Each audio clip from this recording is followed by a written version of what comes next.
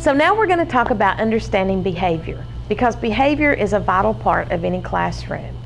We need to understand what is making the children react to things in a negative or positive way. We also need to understand our own behavior. So it's part of the curriculum that we seldom talk about, but can make or break the classroom setting. One of the things that we need to look at is what is the definition of behavior versus the definition of misbehavior. So behavior is everything we do. It's the good, it's the bad, it's the ugly. It's everything that we do, whether we're crossing our arms, whether we're speaking, whether we're stomping our feet, whether we're turning our backs and walking away. All of that is considered behavior, even if we're sitting quietly in our seat and doing what the teacher asks us to do. Misbehavior then is the same definition, except with some clarifiers, that it's inappropriate for that particular setting or that particular situation, or it's willful against what is expected. So some examples of misbehavior would be, I can run outside on the playground. I can run in the gym. I can run when I'm playing, when playing is what is expected. But I can't run in the classroom. I can't run in the hallway. I shouldn't be running in the area of the cafeteria or the area where I eat. So when I perform that behavior in a situation where it's not expected or it shouldn't occur, then it's misbehavior. The same thing goes with the willful against what is expected. If I'm expected to stand in line and wait, but I sit down, then that's misbehavior. If I'm expected to walk in a line to go from point A to point B, but then I push someone or I step outside the line, then that is willful misbehavior. And so these things happen all the time in our classrooms. So what we've got to understand is behavior is all in the eyes of the beholder. I'm going to look at behavior and I'm going to put my spin on it. I'm going to use my personality. I'm going to use my experiences, and I will determine then whether that is misbehavior or whether it's behavior, whether it really bothers me or whether it's just an irritant. So I will determine that based on my personal experiences and what my expectations are. Therefore, behavior is a hidden curriculum in our classrooms. Every teacher's personality determines what their expectations are. And even though we may have a set of rules that says be kind, what does be kind look like to one teacher versus what does be kind look like to another teacher? So it's a hidden curriculum. It's something that we have expectations for when children walk through the school doors, but we may or may not teach. So they're trying to meet our expectations when they don't know where the line for our expectations really is drawn in the sand. The other thing is, inappropriate behavior is relevant and can be relevant to the observer and the situation. In my personal classroom, when I was teaching some small children, it was okay with me once they were introduced to a task or a subject. It was okay with me if they stood rather than sit. It was okay with me if they sat on the floor rather than at a desk, as long as they were doing what I asked them to do. But in the classroom next door, it was not okay with that teacher. When she gave them a task to perform, she wanted them in their seats, on their bottoms, eyes looking at her when she was giving instruction, pencils ready to write what she wanted them to write, and they were not to move. They were not to get up and go sharpen their pencil without permission. They weren't to sit on the floor. They weren't to stand. They couldn't sit on their feet, even if the desk didn't fit their size body. And so that became misbehavior in her classroom, which was okay behavior in my classroom. So it's all in the way we look at what behavior is happening and how we understand what behavior we're expecting. So let's go back then and let's talk about some different ways to actually view behavior. And let me give you a behavior overview. The number one concept behind the behavior overview is that behavior is learned.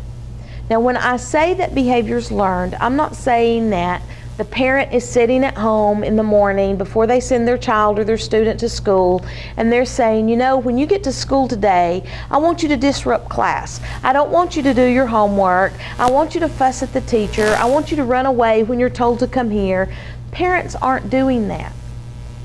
So what we're talking about when behavior is learned is if I'm struggling in math, or if I'm having a difficult time reading, and I lay my head down because I don't want to do that, or I throw a tantrum and tear up the book because I can't do that, and the teacher then sets me aside or removes me from that situation, now I don't have to do the task that is at hand, and I have been taught I can escape that task by acting in a certain way.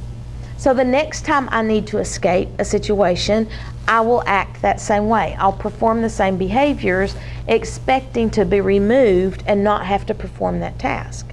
So teachers train students in a lot of different ways, sometimes without even knowing what behavior they are teaching at the time. Behavior also serves a function. When we're performing certain behaviors, there's something we're expecting out of it. So we're doing things that behavior performs a certain function for us. So for example, if I cry and I get my way, then my tears have performed the function for somebody to either give me attention or for me to get my way. So there's a purpose behind why I'm acting that way. It's also a form of communication. What we know about children who are acting inappropriately is that they have two skill deficits. The first skill deficit is they're not communicating to us in the way that we need for them to communicate. The second skill deficit is a social skill deficit because they're acting out in ways that are inappropriate. So we know that they're not communicating right, and they have skills that they aren't performing. So one of the first things that you need to ask yourself when you have a student who is consistently misbehaving in the classroom or having difficulty with behaviors, the first thing you should ask is this: what is the message? What are they telling me? What are they saying to me about what's going on in my classroom? And a lot of times, because I've worked with kids with very severe behaviors, a lot of times it has nothing to do with you personally as the teacher. It has a lot to do with they can't perform the task, they don't understand the task, they're afraid they're going to fail the task, or maybe they just don't want to do that task right then.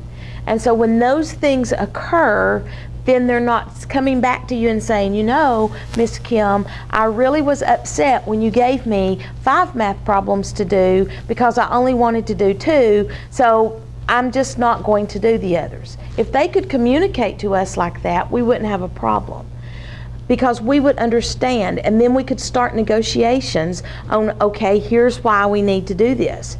But the problem is, most of our kids who have issues with behavior, when they see the 5 problems, have meltdowns or breakdowns, or they cry, they throw tantrums, they may tear up the book, they may turn over a desk or a chair, because in our way of thinking, a lot of times it's better to be the bad student than it is to be the student who may be not as smart, or the other children consider the one who's dumb.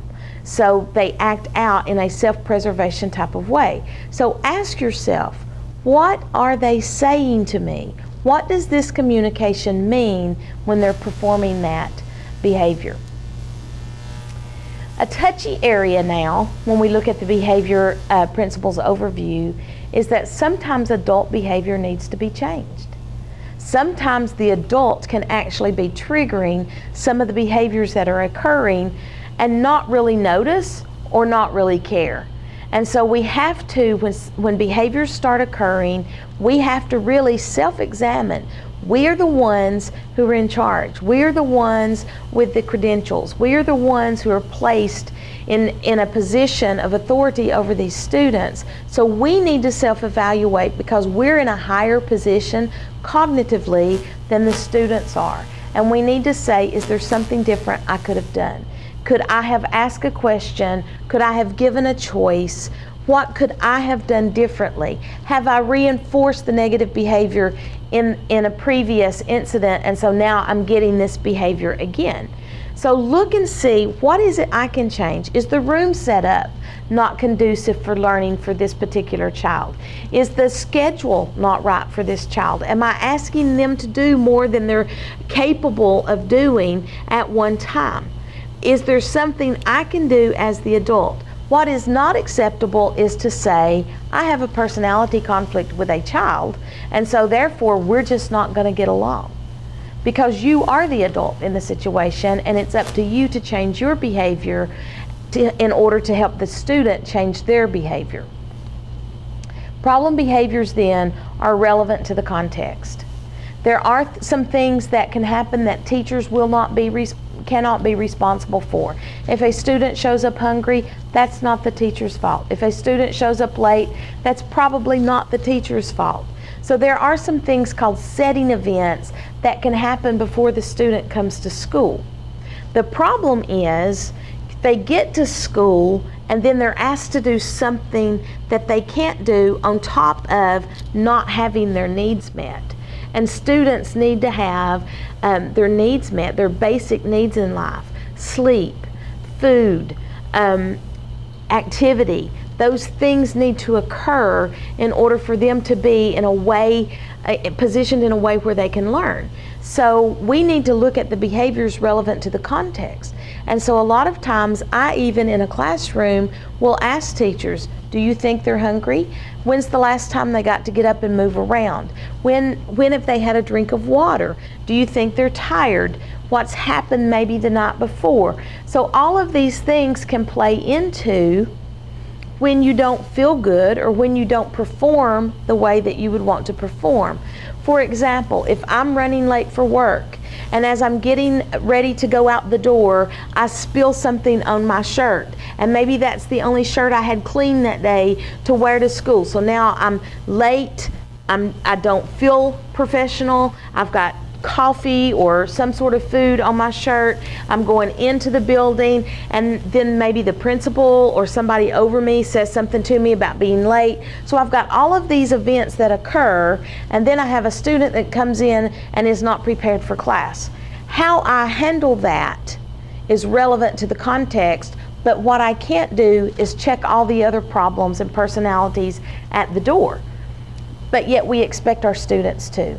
We expect them, if they're coming in hungry, or if they're coming in dirty, or if they're coming in sleepy, to lay all of that aside, hang it up on a hook, and still be ready to learn. And so we need to understand that those things are relevant to the context, that when we're expecting them to be ready to learn, they want to be ready to learn, but they can't be ready to learn, and we need to look at what we're asking them to do and what's happening around them at the time. Lastly, effective interventions need to understand the person you're working with. One thing is not going to work for all students. One thing is not going to work for me. You will not be able to reward me, for instance, with coffee. I don't like coffee. So if that's going to be the reward for everybody in my classroom, that's not going to be a reward for me. That's not an incentive for me to do what you're asking me to do. So you need to understand that different students, different personalities, different likes and dislikes will all play into whether or not you're effective in reaching them and changing their behavior.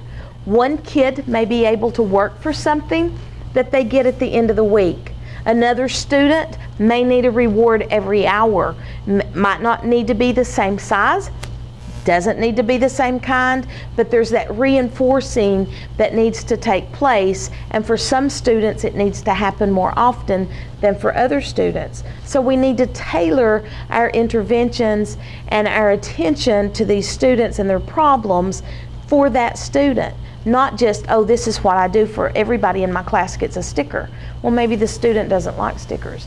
Maybe they don't like suckers. Maybe they don't like whatever it is you're giving.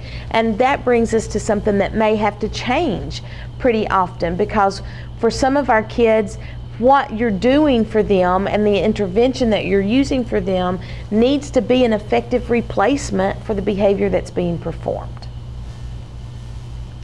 There's a cartoon of a little boy called Dennis the Menace, who has lots of issues with trying to behave. And so one of my favorite cartoons is where he says, as his mother's sitting him in the corner in a chair, he's saying, "I'm not good at being bad, I'm just bad at being good."